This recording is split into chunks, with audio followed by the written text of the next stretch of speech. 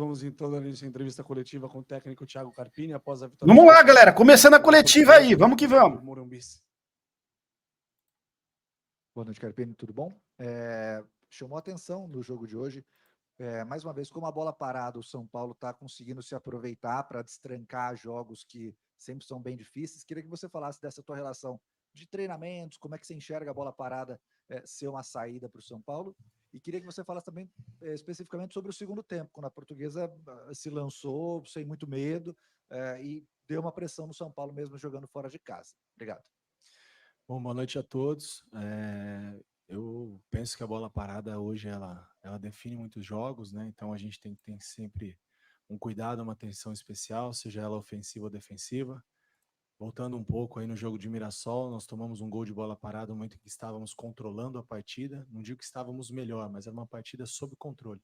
E que uma situação de bola parada pode tomar outro caminho para a partida. E hoje foi de maneira favorável.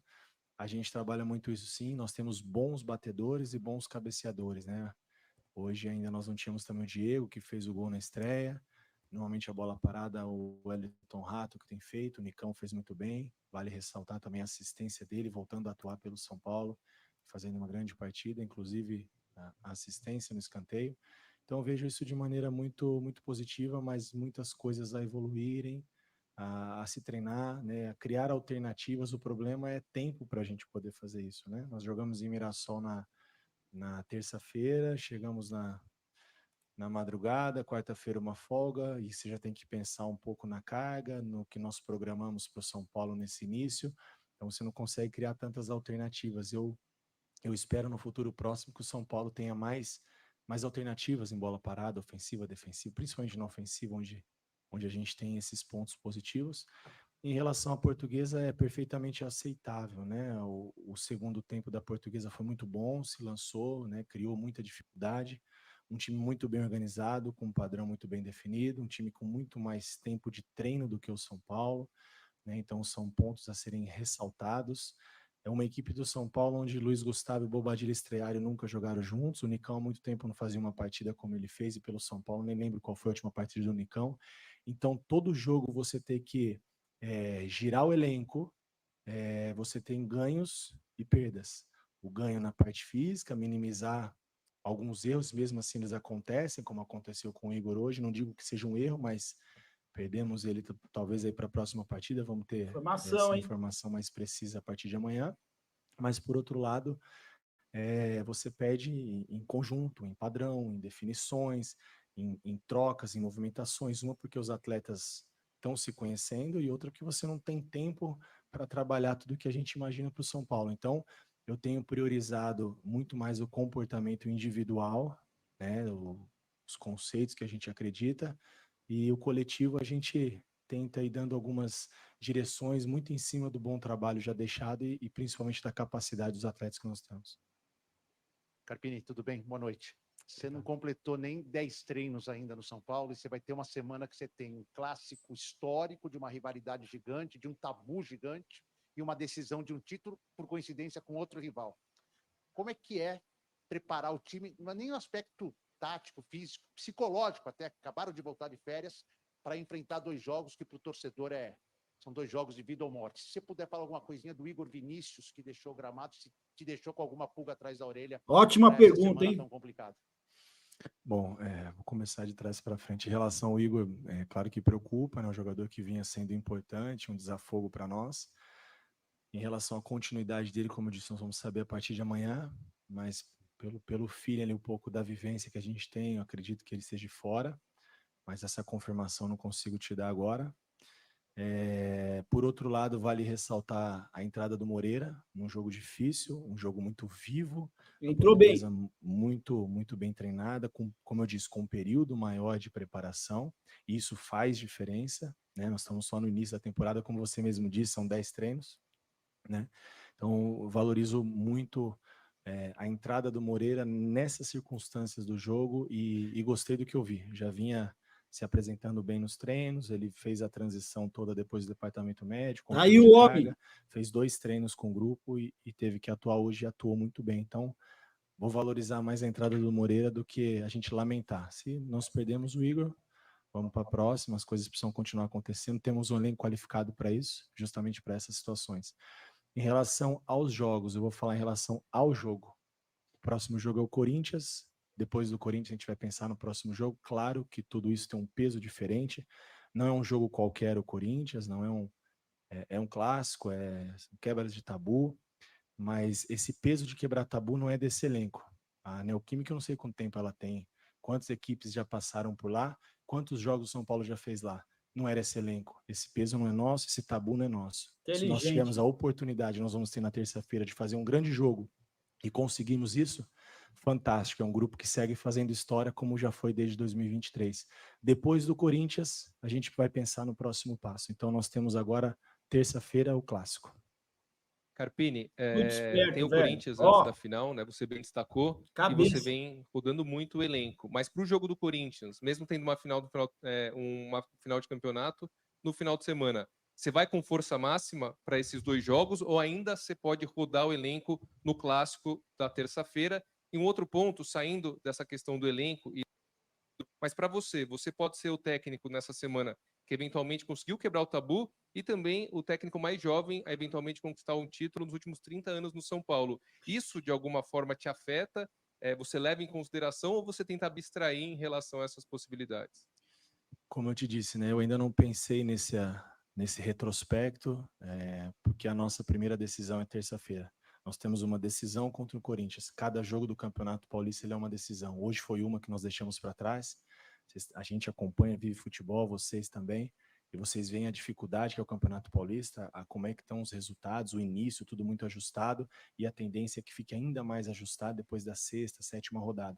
Então, começar bem é muito importante, valorizar muito a nossa invencibilidade e pensar na próxima decisão que nós temos, que é o Corinthians. E a partir de amanhã, a gente vai começar a ver tudo que nós temos de melhor para essa partida.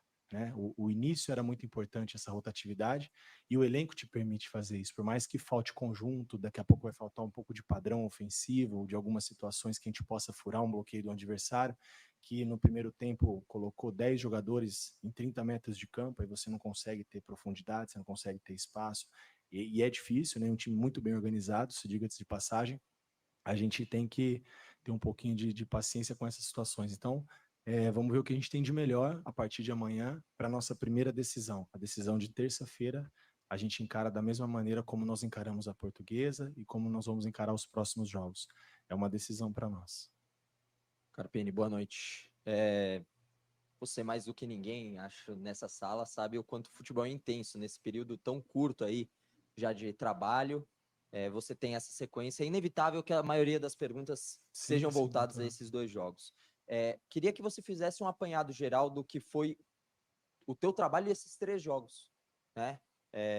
As vitórias em casa, o empate fora, se, pelo menos na minha avaliação, o segundo tempo, São Paulo parece que caiu bastante de produção, não sei se você também avalia dessa forma no jogo de hoje, e se essas 3 partidas somadas, de tudo que você viu, todos os jogadores que você testou, alguns que certamente te agradaram, outros você fala, talvez demore um pouquinho mais para ganhar o espaço natural entre os 11 iniciais, se o São Paulo chega pronto para jogar e tentar ser, num alto nível para ser campeão lá no próximo domingo, para quebrar um tabu, como é que chega o São Paulo na tua visão para essas 2 partidas? O São Paulo chega melhorando jogo a jogo, melhorando a cada oportunidade que a gente tem de estar no CT, treinar, fazer melhor, ser melhor, evoluir coletivamente, evoluir individualmente. E quando eu falo evoluir individualmente, eu digo em todos os aspectos, técnico, físico, tático. A avaliação desse período de São Paulo foi um período onde eu pude conhecer as pessoas. E quando eu falo de pessoas, eu não digo só em relação ao que eu tenho de grupo, mas a staff do São Paulo, os bastidores, as pessoas que fazem o clube acontecer, e a gente tem um respaldo muito grande, né? Então foi um período de conhecimento, de troca de informações, de gerir esse elenco, de conhecer tudo que nós temos, pensar em alternativas futuras, de que maneira nós podemos ver o São Paulo para cada competição, para cada partida. Então foi um período de muito conhecimento, claro que a gente propondo alguns comportamentos e eles muito abertos a aceitarem, né, a receber informação, um grupo que gosta muito de trabalhar, é um grupo que, quanto a isso a gente não tem problema, a gente tem que controlar um pouquinho pelo excesso, então isso é muito positivo, e é um grupo que gosta de informação, gosta de conceitos, gosta de ideias novas. Então, a gente procurou também trocar muita informação e trabalhar em cima disso para a gente procurar, mesmo com pouco tempo, colocar, né, um pouco do que a gente imagina para o São Paulo no decorrer da competição, do decorrer do nosso ano, da temporada, não só dessa competição em si.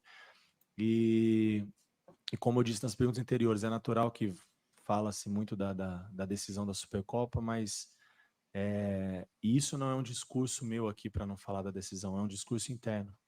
É um grupo muito focado, muito comprometido, e a gente tem falado muito do jogo a jogo. A gente só, durante esses dias entre Mirassol e Portuguesa, só se falou da Portuguesa.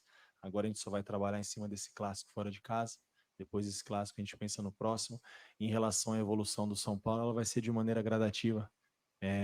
À medida que a gente conseguir repetir um pouco mais as escalações, a gente começar a criar alternativas, a gente começa a ter um São Paulo que vai evoluir mais em todos os aspectos. Isso é natural.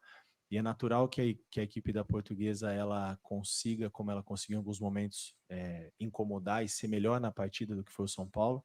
Dificilmente você vai ser melhor que o adversário 90 minutos, isso não acontece. E nisso entra isso que eu te disse, conjunto.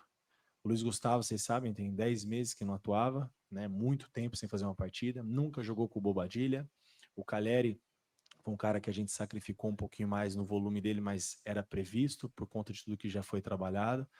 O Nicão voltando a atuar, então assim, é muita coisa, é natural que a gente, em algum momento do jogo, a gente passe por dificuldades, e o mais importante é que a gente, nesses momentos, saber sofrer, ser forte, ser competitivo, ser um time aguerrido como nós fomos, e independente de qualquer coisa, o ajuste com a pontuação ela é muito melhor do que em outras situações que nós já vivemos aqui. Carpini, boa noite. Boa noite. O que de fato teve o Lucas? Você conta com ele para os 2 próximos clássicos ou você ainda tem alguma dúvida? E sobre Rames, Rafinha, Michel e Eric, eles já estão prontos? O Lucas treinou já com o grupo, né? O jogo de hoje nós fomos um pouco mais precavidos. Ele se colocou à disposição, ele queria participar, e como eu falo, às vezes a gente tem que frear um pouco o ímpeto desses atletas, porque eles querem muito. A mesma situação foi a do Igor. Eu fiz um esquema, por exemplo, em Mirassol, voltando um pouquinho para responder a sua pergunta, com 3 zagueiros para o Igor, pensando no Igor, pensando em não ter o Igor e poupá-lo. A gente organizou 3 zagueiros para tentar descansá-lo. Mesmo assim, a gente precisou dele um pouquinho no final, e hoje esse incidente pode ser que a gente perca ele em algumas rodadas, ou tomara que não.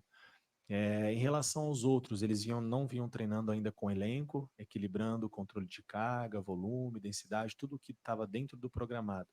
Hoje pela manhã, no treino de alguns atletas não relacionados, eles participaram normalmente das atividades.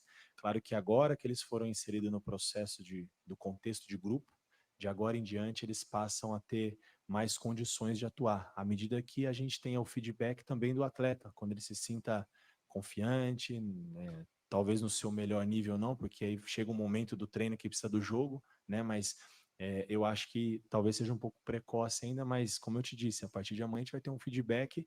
A Rafinha treinou hoje com o grupo, o Rames treinou com o grupo, o Michel treinou com o grupo, o Lucas treinou com o grupo, e todos se sentiram muito bem. Que bom. Agora é mais a gente controlar a carga para não acontecer o que aconteceu com o Igor. Eu sei que o torcedor, assim como eu, quero todos os atletas à disposição, que a gente quer ver todos atuando aqui no Morumbi, nos ajudando.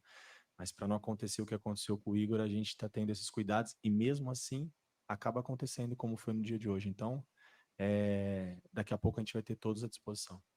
Carpini, boa noite. Você tem Boa uma noite. dupla muito consolidada de meio de campo com Pablo Maia e Alisson, né? Eles são muito entrosados entre Sim. eles, mas também com o time. E hoje você colocou Luiz Gustavo e Bobadilla, já falou deles individualmente, mas eu queria que você falasse deles como uma dupla. Como é que você viu esses 2 jogadores, pensando até em outras oportunidades de repetir esse time? Bom, o Luiz é um cara muito lúcido, né? Muito vivido. A carreira dele fala por si só. É um líder nato, um cara muito positivo, né? Como eu disse, vai sofrer um pouco ainda com a sequência de jogos, conforme ele for tendo as oportunidades, pelo período de inatividade. Bobadilla é tudo aquilo que nós acompanhamos, né? O São Paulo fez o monitoramento do Cerro, mas nós, desde a nossa chegada, nós procuramos conhecer melhor o atleta e entender também dele de que maneira ele se sente melhor. eu não trataria nem como duplas, né, definidas, mesmo porque em alguns momentos da competição nós podemos fazer um tripé, e aí nós temos 2 jogadores de corredor, Alisson e Bobadilha, com muita força, o Pablo, o cara que pode dar uma sustentação. Quando nós precisarmos de um jogo, nós temos o Luiz, que pode fazer esse primeiro homem do tripé defensivo, iniciar uma jogada com qualidade, com bola longa, com passe entre linhas. Então a gente ganha alternativas, né? Acho que não dá para definir duplas, porque nós estamos com pouco tempo de trabalho e a gente está dando continuidade em algumas coisas que vinham sendo feitas e muito bem feitas. Então, acho que à medida que a gente tiver tempo e a melhor condição física, a melhor organização coletiva, a gente pode também criar outras alternativas para o São Paulo que vai ser necessário. Carpini, boa noite. Você Boa já noite. falou algumas vezes que talvez algo que você gostaria de melhorar ainda no São Paulo é a bola parada ofensiva, né? Que tem alguns pontos ainda que você gostaria de mudar. E hoje você contou com um jogador como titular, que é o Luiz Gustavo, e ele é seu meio-campista mais alto. Você já falou da experiência dele, de tudo isso, mas é uma questão importante também na utilização do Luiz Gustavo, essa questão da bola parada, por mais que o gol dele hoje tenha sido pelo chão, entre aspas, né, mas foi numa bola parada, que ele pode ser importante também pelo alto. E uma questão tática, hoje você usou o Galopo pelo lado esquerdo, não sei se como ponta, mas o meio-campista ali pelo lado esquerdo. Ele já tinha jogado nessa função, você conversou com ele, e se é realmente uma possibilidade que você pensa para a temporada, ou foi uma questão pontual para o jogo de hoje, diante das possibilidades que você tinha? Obrigado.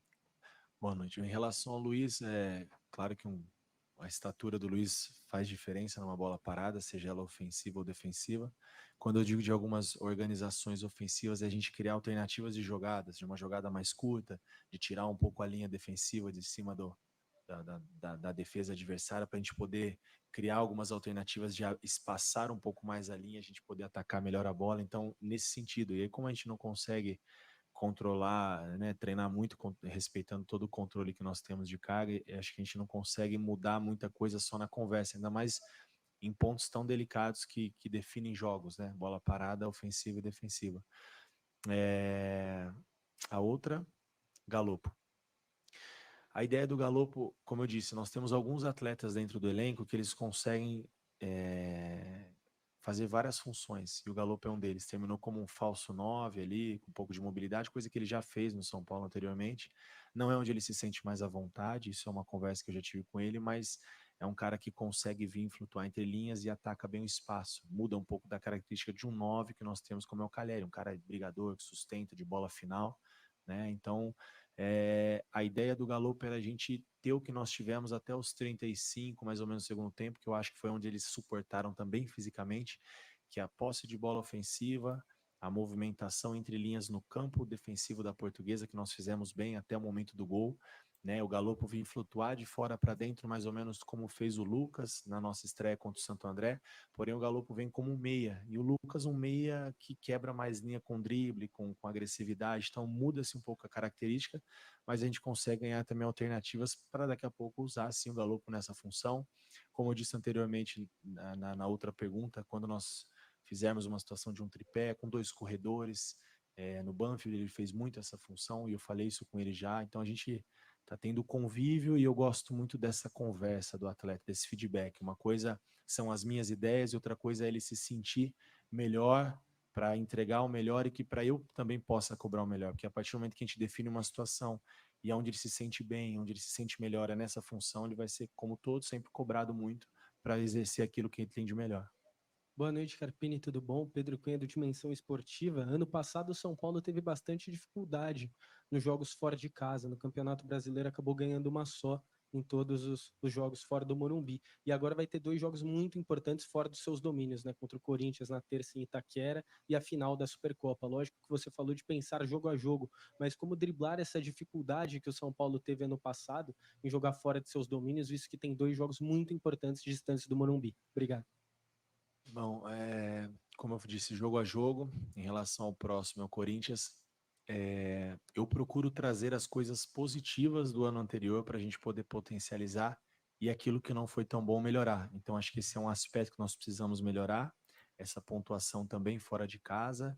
Os atletas, eles têm essa ciência, mas não vamos também carregar esse peso, né? É um novo ano, é uma nova história, é um novo ciclo, ou talvez continuidade de um ciclo, mas eu entendo que quando acontece algumas mudanças, e principalmente de comando, gera-se expectativa de novas situações, novas alternativas.